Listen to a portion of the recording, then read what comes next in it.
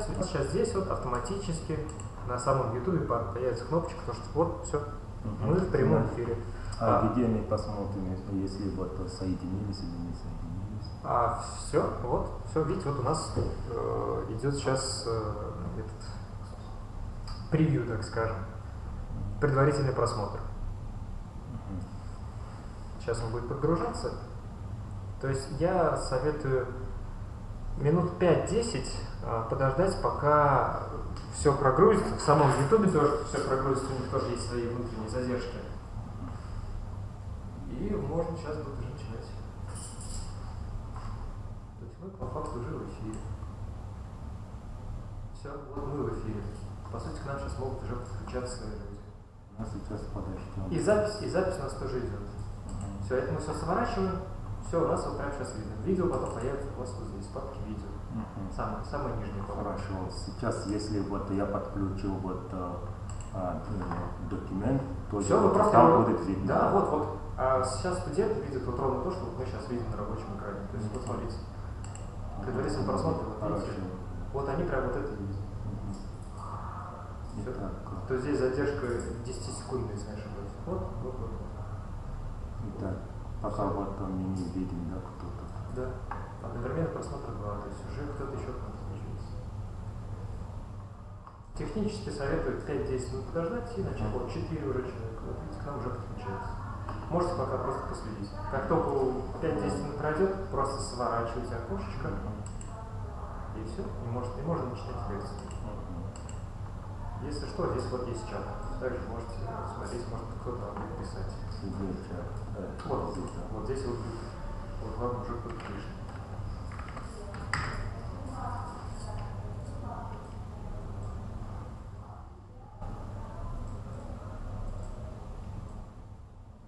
Но в целом вас слышно.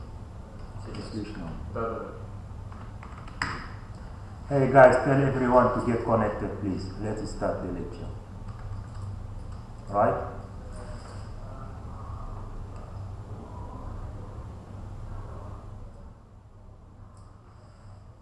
Okay, tell everyone to get connected, then we start.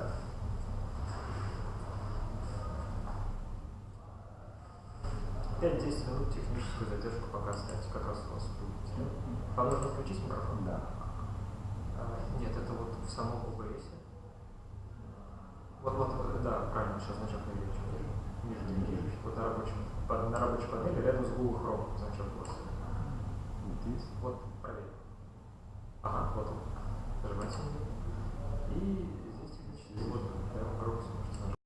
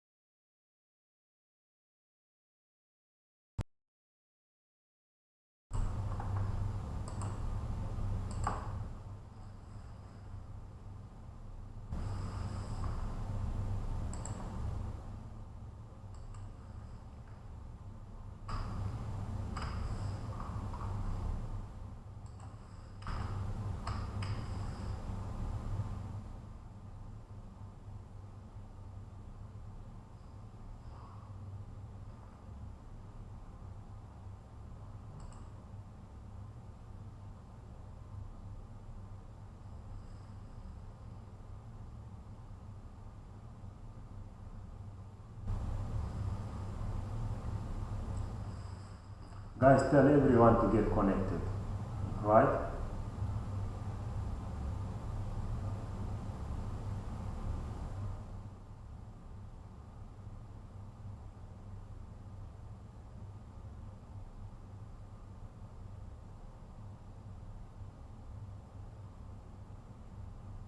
Let's wait for them again 2 minutes, then we start the lecture.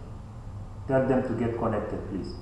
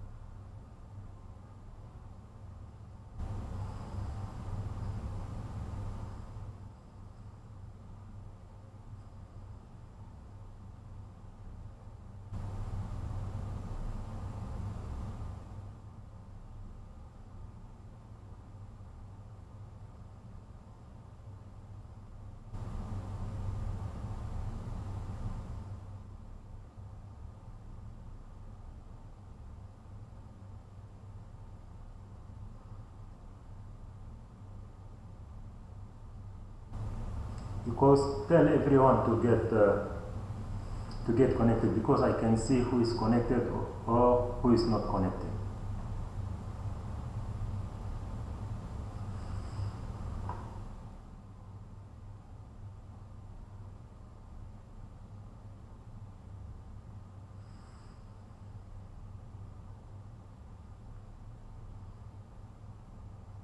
Okay, great. So I can see some people are connected, some are not connected. So after that, if you are going to have any question, you just please type it and we'll answer to it. Our today's topic is extrapyramidal system. Right? We have got extrapyramidal system. So what is extrapyramidal system? Extrapyramidal system is an important part of the motor system. So guys, last time we said that the movement is consisted of two movements when we were doing pyramidal system, right? So we said that we have got voluntary and involuntary movements. So the voluntary one, we said that it's pyramidal system. But we said that the pyramidal system has got its own a tract wave. So it means this one, corticospinal tract. Because why voluntary movements? When we want to do something we decide and we do our movement a target, we do like this, we do like that. If you want to talk, if you want to eat, we do movement. If we want to get to take the phone and make some calls, we do it. This one is controlled movement. So when we are talking about extrapyramidal system, it means that it's involuntary movement now. So please remember that when we are talking about extrapyramidal system, we are talking about the involuntary movement. So the extrapyramidal system is an important part of the motor system of the body and can also be described as the descending motor pathway, right? When we are talking about descending, it means from up to down. So it has got a different pathways too. But now the most important part of extrapyramidal system is like the basal ganglia nuclei, right? The basal ganglia nuclei. So please remember the most important part of extrapyramidal system is basal ganglia nuclei. So what's the function? Here we have got three functions. The extrapyramidal system maintains and redistributes normal muscle tones. So when we are talking about tonus, it means that like when we are moving like our joints, we are moving our hands. So it means we are doing like a normal movement. We have got like a normal muscles like a tones.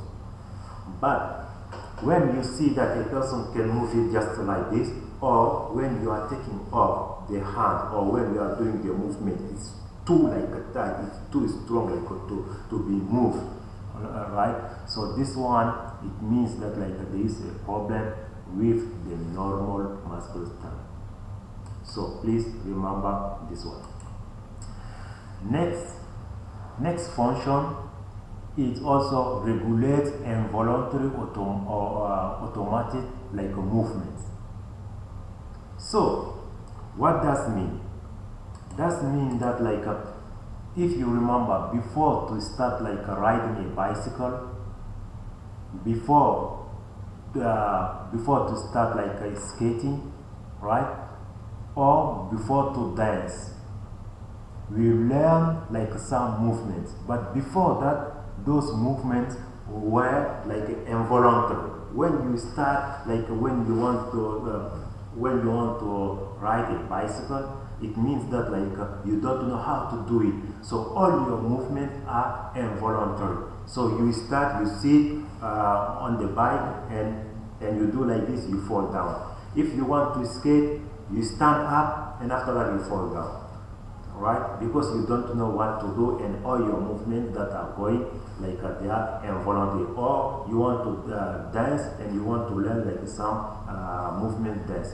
When you start, you are doing like all your movements are involuntary.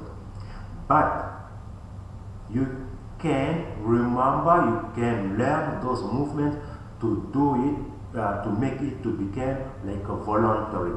So most of you can now ride bicycles.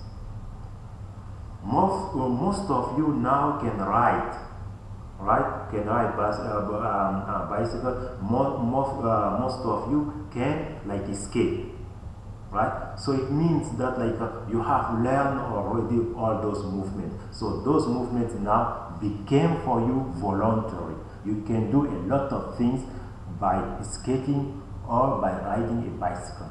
So that's it.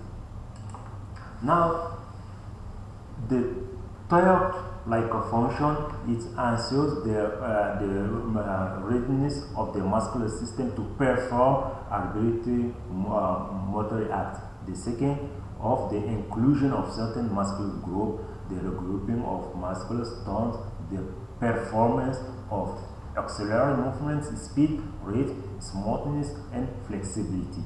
And also it gets like together to prepare all the muscles like to some movements. So those three functions, please remember them, right? So now the extrapyramidal system consists of cerebral cortex. It means that it has got like a cerebral cortex, subcortical ganglia, cerebellum, reticular formation, and also pathways. It has got like a descending as ascending path. So please remember, the extrapyramidal system has got different parts.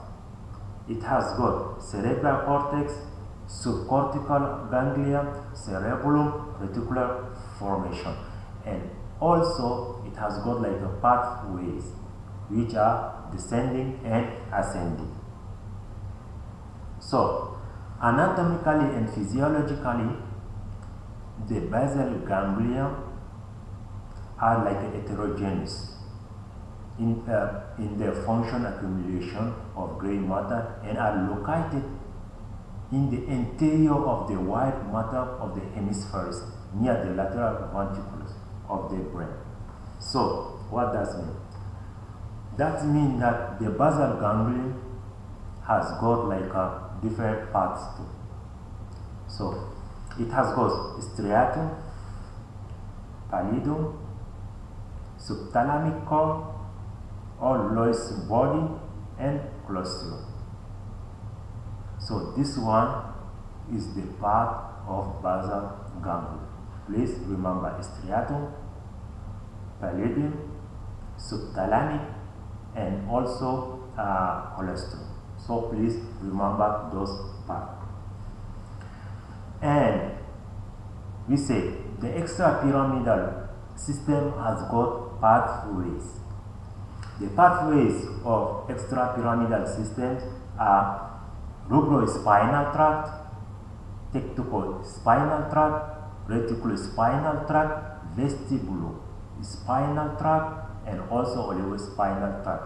So this one you need to check it from your book, and you are going to see like all the tract pathways. So please try to study the pathways. So because when we'll be like having lessons, we will come back to the extrapyramidal pathways.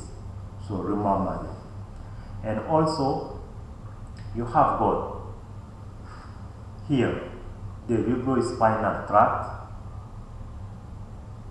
You have got the tectospinal tract, you have got the reticulospinal tract, and also the vestibulospinal tract.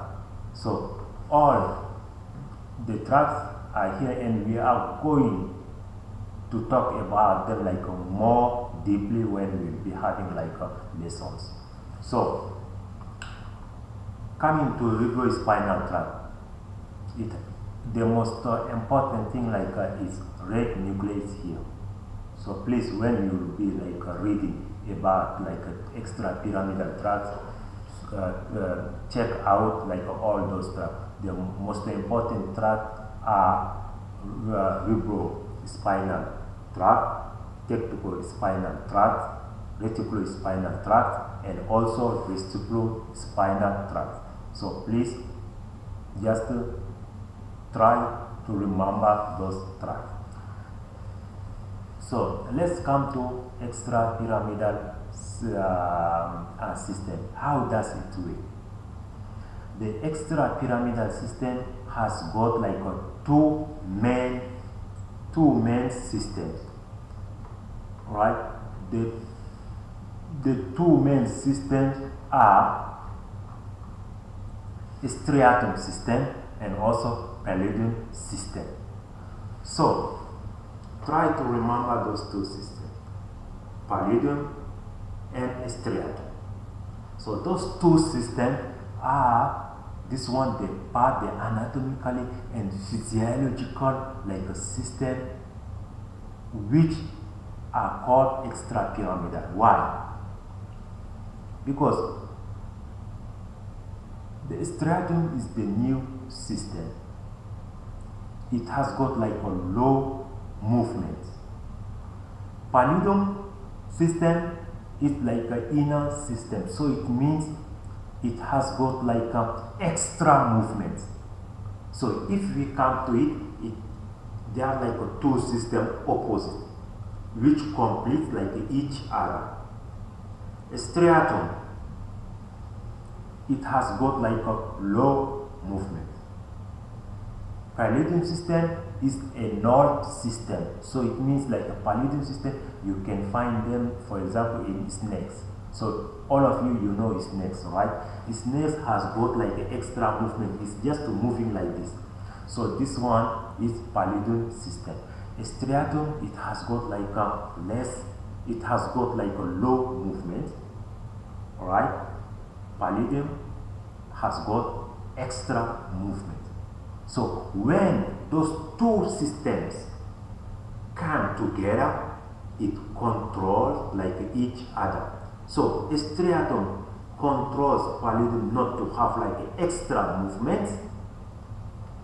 Pallidum controls this one. Pallidum controls like striatum not to have like this one too low movement. So it's why if you see, as we have got like this one control movements, because striatum and pallidum are in harmonium, so it means are friends. They control each other. So it's why like all the system is moving good. So if you come in general, right? If you come in general, if you are going to talk about extrapyramidal system, please remember two main systems, pallidum and striatum. Pallidum is the old system, right? Striatum is the new system. Pallidum has got like extra movements. We can see them like into its necks, right? Like you can see like a very like a disordered movement, right? Not controlled movements. But striatum has got like a low movement, very low movement. So those two movements comes together and it forms like a balance of woman being movement. So now please remember the two systems, right? Men, again I'm repeating for you, men systems, men extrapyramidal systems are two: pallidum system and striatum system. Pallidum system has got like an extra movement that we can see, for example, in snakes. A striatum system has got like a low system. So those two systems control each other, right? To have like a very like a friendly movement. So their balance is like here. They have got like a balance, so they are together. Now let's talk about what happened if there won't be like a balance between like those two systems, striatum and pallidum. Alright? So if one of the systems is having like some problem, if there be like some lesion of one system, it means there'll be like a disbalance in our movement, right? In our movement there'll be disbalance. If one of the two systems is touched, it means there'll be disbalance in our movement. So which are those disbalances?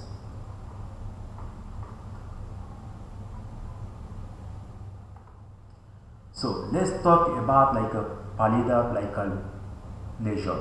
When like this one, the pallidum system is touched, right? When the pallidum system like is touched. So you and I, we say that like those two systems are together.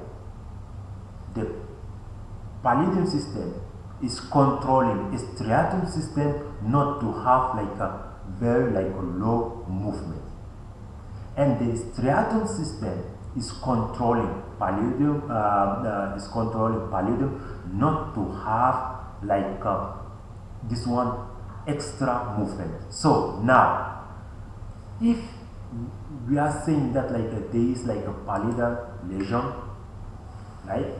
It means that like if the pallidum is touched, what is going to happen? We are going to have like a low movement, right? So we are going to have like a hypokinetic or rigid homeostatic, or Parkinson, like this one syndrome. So all those systems you are going to have like a hypo movement, like all the movements will be what? Will be low, will be slow. So you will see even the muscles like rigidity. Like if you want to do like some movement in some people like this, if you are trying to move the hands, it's too it's too difficult to move them. So this one is rigid like homeostatic. So they are like a very like slow, hypokinetic. Like if you want to get even your phone, you take your hands very slowly, right? Or your movement become like slow, right? So this one here we are going to talk about like rigidity. So hypertension of the muscles, right? Plastic hypertension. So it means like the muscles the muscles don't are increased, are high. So all the movement, if the person you want to move, it's very slow. So please remember this one, right? So this one we are talking about extrapyramidal rigidity, right? And we have got bradykinesia. Bradykinesia, brady, it means low movement. A person is doing very low movement, right? And we have got some disappearance of friendly movement. Some movement are very this one disconnected to each other, right? And also you are going to have the person can't stand, the posture is going to be touched, right?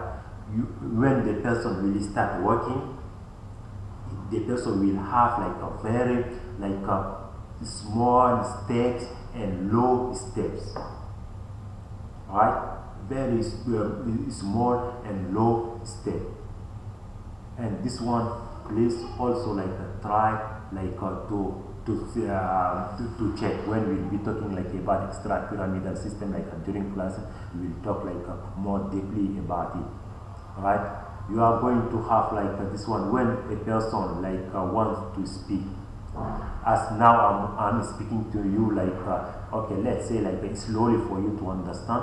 But when you'll have a person with this one pallidum system lesion, it will start hello, how are you? So all his speech will be very slow, right? So please just read about it when you get ready during classes. We'll talk deeply about them. Now if you are going to talk about striatum lesion, we said that the problem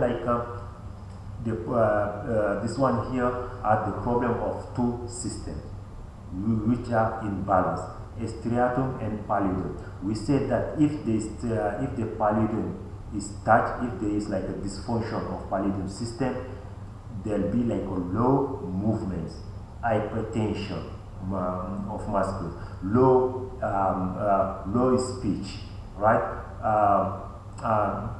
This one, small gait, right? So small steps. So all this one is a lesion this one of pallidum system. So now if we want to talk about striatum lesion, so it means that the striatum system is touched, right? So now if the striatum system is touched, it means that there's nothing which is controlling pallidum system. And we said that the pallidum system, it has got involuntary hyper movement, right? So it's why, so now if the striatum system is touched, will be indication very let's say hyper like movements, extra movement.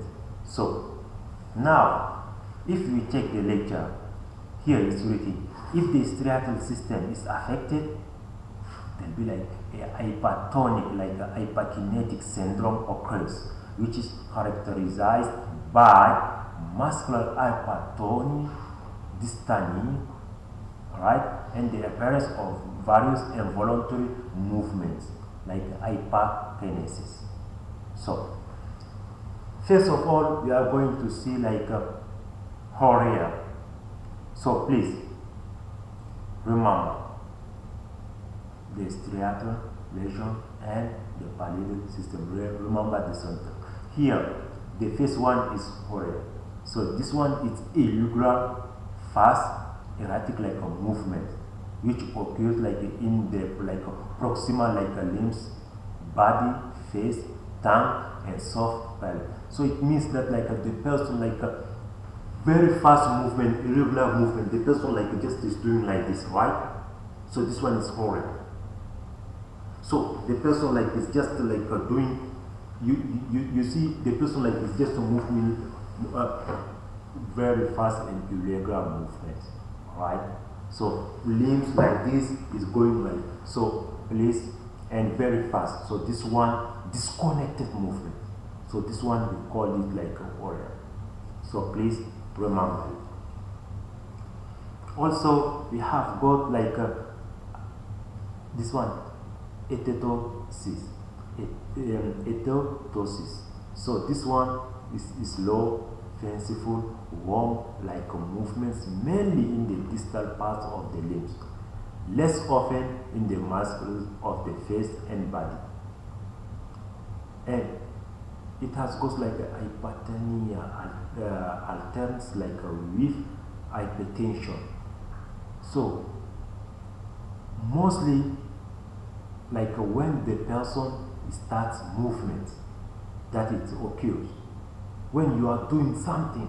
If you are like in rest, there's nothing like it's come down, it's okay, you are calm. But when you are going to start movement, so here like you will see like you will start like doing extra movement, right?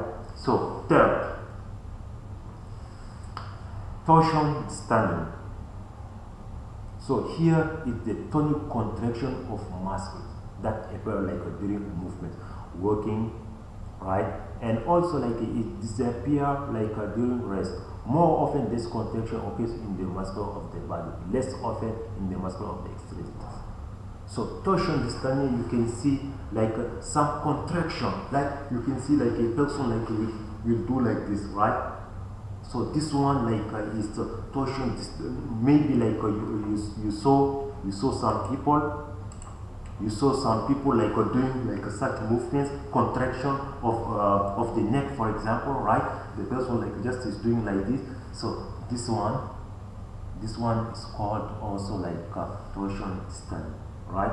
Or sometimes like all the body like is the contraction. So please, so here like it might occur like in different like this one muscle. So please like check it. Here you have got like a hemiparallelism, you have got like a myoclonic, you have got like a rhythmize. So all this one like are like the involuntary movements, high movement, not controlled like a movement, right? So you have got like a facial paraspasm. So here like you have mostly like you are going to see it's not like it's frequently. Sometimes as doctors we are going to see them like in patient. Like you can see like faces like sometimes like the patient like is doing like a face like this, like it's changing the movement of the face, right? The contraction, right? You can see the person like is like this one periodically, right? You can see the patient like just like doing the face, changing the face, contracting, and after that relax. right? And after that again, like it starts like it's contracting, and after that from different this one muscles of the face, right? It's going like this, and after that it's rise. So this one you are going to meet them very often. And also, right, when we are talking about them, so please try mostly if during the lesson, right, if the teacher asks you what is the main symptom of extrapyramidal system, just to say dystony, right? Dystony. So here it depends now which kind of dystony, but you know that the symptoms of extrapyramidal system occur when there is an strial lesion or pallidal lesion. Two lesion. So if there is a disbalance into extrapyramidal system, into a pallidal and striatum frame sheath, so we are going to have extrapyramidal syndrome now, mostly dystony.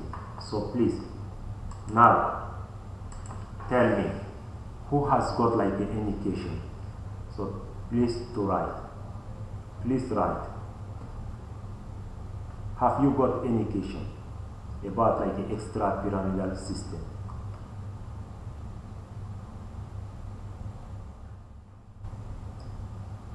Extrapyramidal system.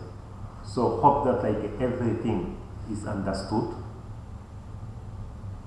Alright, hope that everything is understood. We have got what? Extrapyramidal system.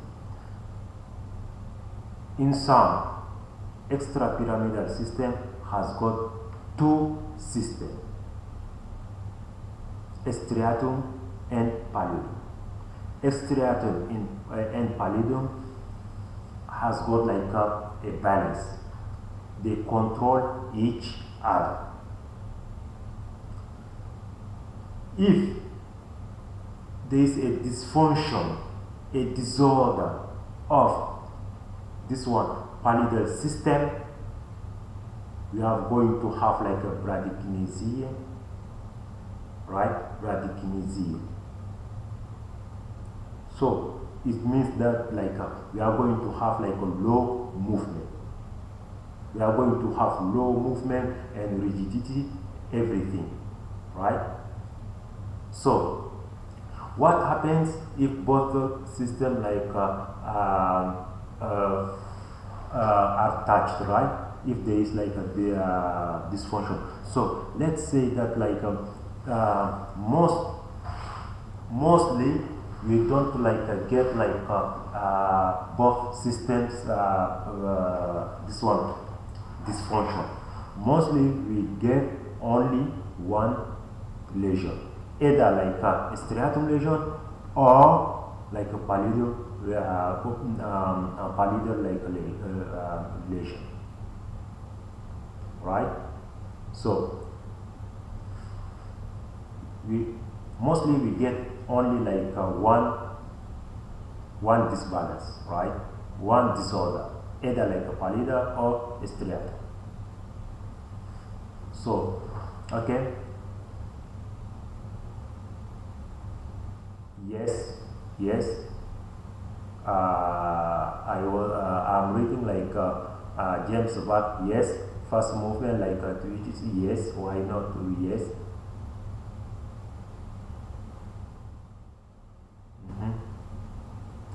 How do we get the level? So here, yes. How do we get so mostly the lesions, sometimes people are just this one. They have got the causes, right? The causes are different. Mostly after some diseases, let's say like Parkinson disease. After Parkinson disease, we know that like is the lack of substance nigra. So here, like it occurs. So here we have got, for example, after some diseases, I taught you like Parkinson disease. Parkinson disease, when we see Parkinson disease, all the movements like are low. Some people like are doing like low movements, and also the posture like is changing, and they speak like very like slowly, right? After Parkinson disease, for example, right? And some mostly of the disease sometimes like they don't have not only genetic, right? Some diseases are genetic, some are not. Right. For example, like after some chemistry substances, you can get like some disease, right? Or after like some let's say like most of the people after like having a lot of alcohol, for example, you can see like some of the symptoms occurring. So the causes are different and are many. I know, right? So what else? Which question again do you have? Which questions again do you have? So hope that like I guess like the extra pyramidal system is understood. I explained it to you like very slowly for you like to understand, and I broke it down for you like very easily, in an easy way for you to understand extra pyramidal system. So please remember this one. So here like it means that like we are finishing with our topic, with our like this one movement topic today. So movement topic, it means that like as I told you, we have got like this one voluntary and involuntary movement. Voluntary is pyramidal movement, right? And involuntary is extra pyramidal system. We have got like a pyramidal system which is like a voluntary movement. Extra pyramidal system is involuntary movement. This one we know already with you about movement. So please try to check at home the pyramidal and extra pyramidal pathways, right? So have you got any questions again? No? So okay, if you don't have any question to ask me, so let's say that like the lecture is over, so let's finish. Thank you very much, and see you next time for the next lecture, right? Okay, thank you and goodbye. James, what are you saying? No, you don't have any question? Or no, you have? Okay, you are welcome. You are welcome. You are welcome. Okay, goodbye. See you next time for the next lesson. I mean next lecture. Okay, goodbye.